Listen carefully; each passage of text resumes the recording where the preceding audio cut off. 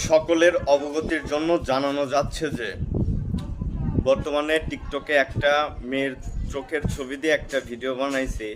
তো অনেকে অনেক ধরনের বাজে মন্তব্য করতেছেন কমেন্টে এবং আশেপাশেও, যেটা আমার কানে এসেছে।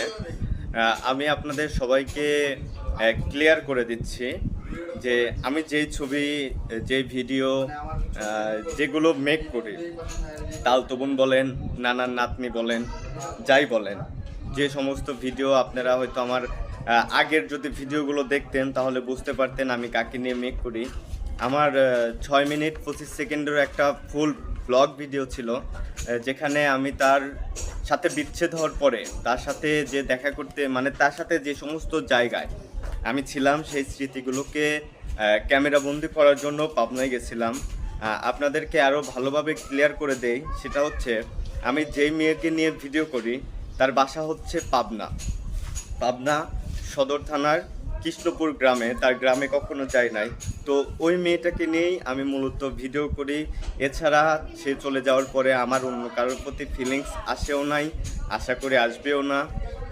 প্রেম ভালোবাসা তো দূরের কথা, অন্য কোনো মেয়ের ছবি এখন পর্যন্ত আমার কোনো ফোনে নাই, মানে কোনো মেয়ের ছবি ফোনে নাই। আমার কাজিন বলেন, ফ্রেন্ড বলেন, কারো ছবি আমার আর ফোনে নাই।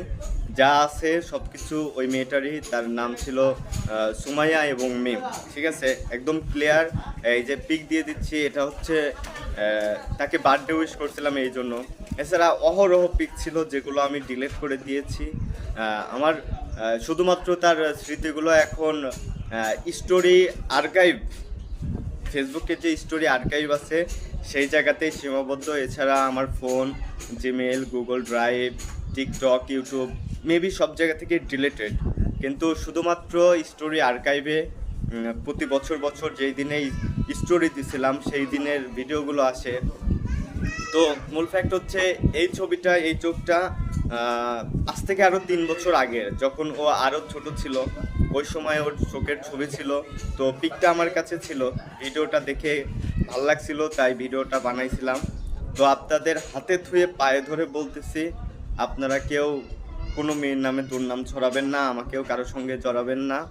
আমি এখন মানে মানে আমি আমার মতন আছি। ভিডিওটাই আমার কাছে শ্রেষ্ঠ মাধ্যম, ভিডিওর মাধ্যমেই বেঁচে আছি।